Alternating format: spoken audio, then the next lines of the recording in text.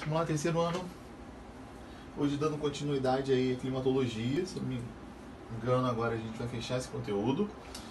Falei dos climas do mundo, a diferença entre tempo atmosférico e clima, algumas características de cada um. Agora eu vou falar dos climas do Brasil e outros assuntos que são pertinentes à nossa matéria. Os climas do Brasil a gente pode destacar que tem o equatorial, semiárido, tropical, tropical litorâneo de altitude e o subtropical. Então, vamos lá falar deles aí. Equatorial, né? Ele acaba sendo predominante, né, na região norte, principalmente na Amazônia, né? Ele pega porções do Mato Grosso, do Maranhão também. A temperatura média anual ele varia de 25 a 27 graus Celsius e as chuvas, né, durante todo o ano, né, acontecem e ocorre a alta umidade do ar, né? Ali o clima acaba sendo bem diferente na Amazônia, justamente por conta da evapotranspiração, né?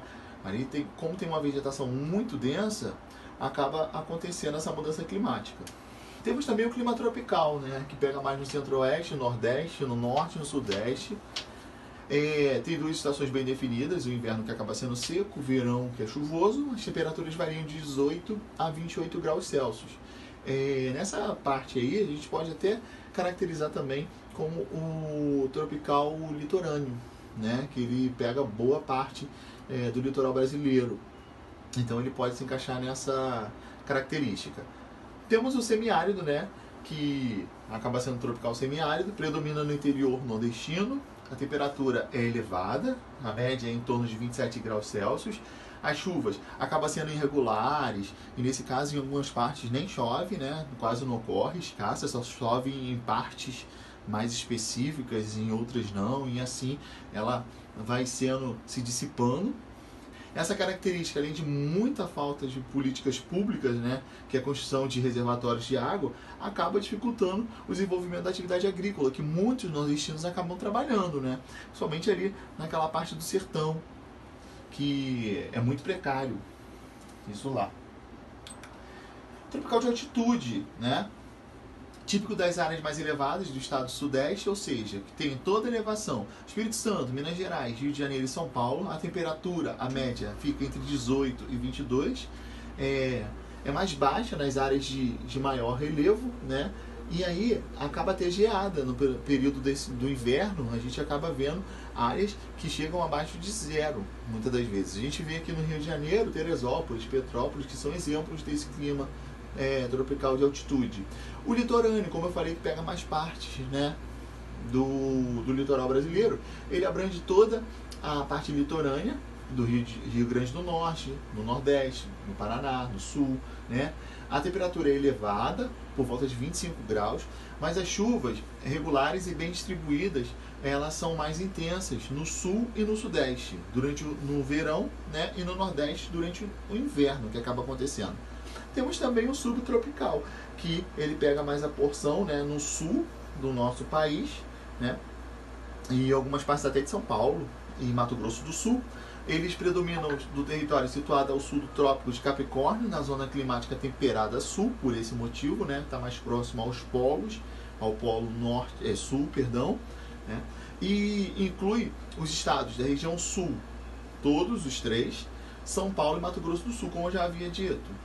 A temperatura média é de 18 graus, se considerada a mais baixa do país, né? As chuvas são regulares e bem distribuídas durante esse período, e o verão acaba sendo quente, e o inverno é bastante frio, né? Sendo comum a ocorrência de neve, até mesmo geada em determinados lugares. A gente vê muito sul, Porto Alegre, né?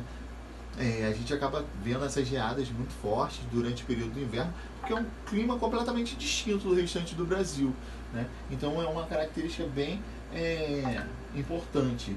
Uma coisa que a gente costuma dizer é o climatologia, né? Essa distribuição de chuvas. Então o que eu quero que vocês entendam, né?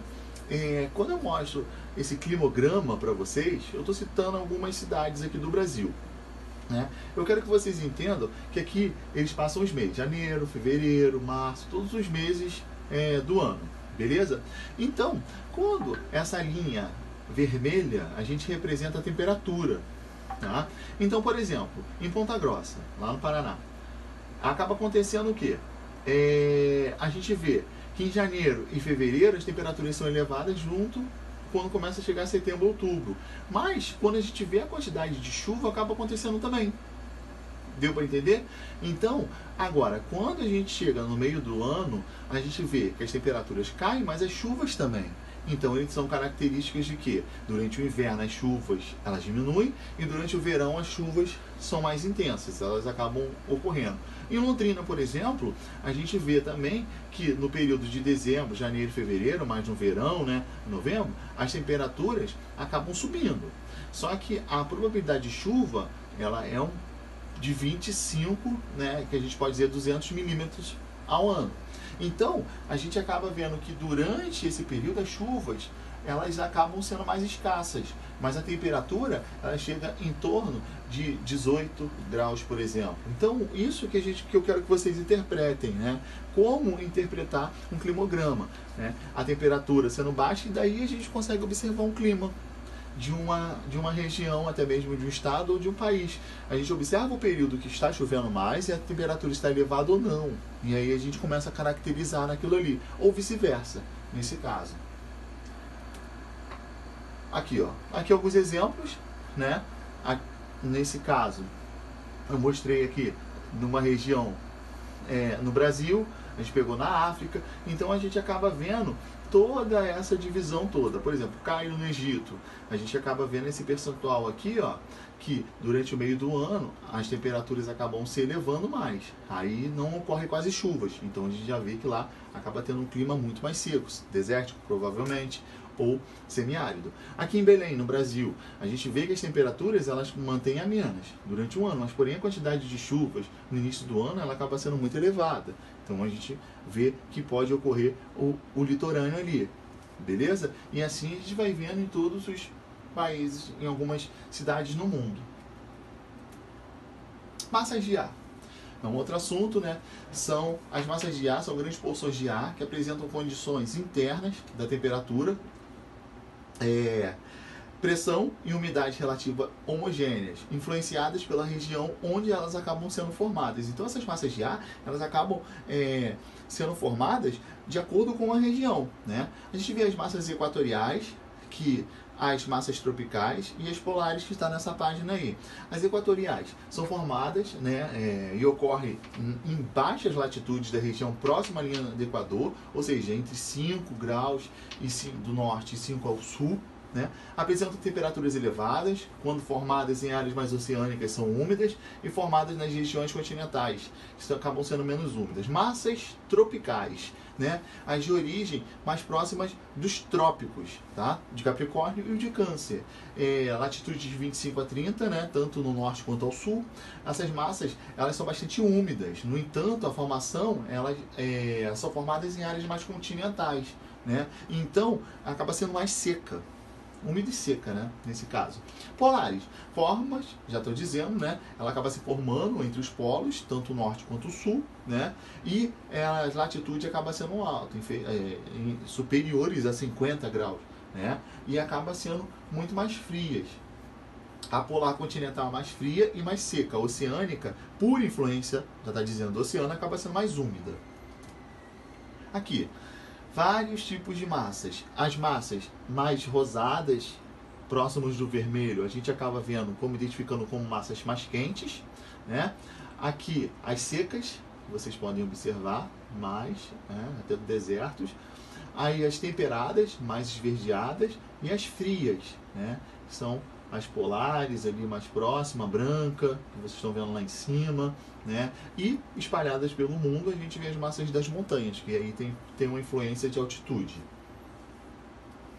Aqui, ó, no Brasil, por exemplo, nós temos algumas massas, né? Que é a massa equatorial atlântica, a massa equatorial continental, a massa tropical atlântica, a massa tropical continental, a massa polar atlântica, né? PA, polar atlântica, tropical, seja continente, do mar Atlântico, do oceano, perdão, equatorial. Então elas acabam influenciando. Por exemplo, a gente vê na região norte. Qual é o clima de lá? O clima de lá acaba sendo o quê? Um clima equatorial, Beleza? Então, se ela está mais para dentro do continente, então ela acaba sendo equatorial continental. Se ela está mais próximo ao oceano, ela acaba continuando sendo equatorial por influência da floresta amazônica, né? E só que vem com o Oceano Atlântico. E assim a gente vai vendo sucessivamente, tá? Massa tropical são interferidas todas nessa área aqui, ó. Atlântico, porque veio do mar. Agora, tropical continental, mais ao centro, que não tem nenhuma influência do mar, beleza? E assim a gente vai vendo o quanto ela vai sendo equatorial continental, mais ao centro, principalmente aqui na parte do norte do país, e assim a gente consegue identificar as existentes do território brasileiro. Temos também o El Niño e a Laninha. Tá? Primeiro, El Niño é um fenômeno que ocorre quando há um aquecimento anormal das águas da onde? Do Oceano Pacífico, né? Na região do Equador. Né?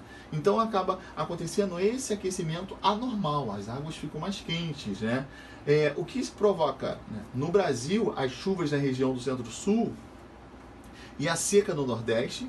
Durante a primavera e o verão, a expectativa é que as temperaturas fiquem entre 1 grau e 1,5 graus acima da média. Beleza?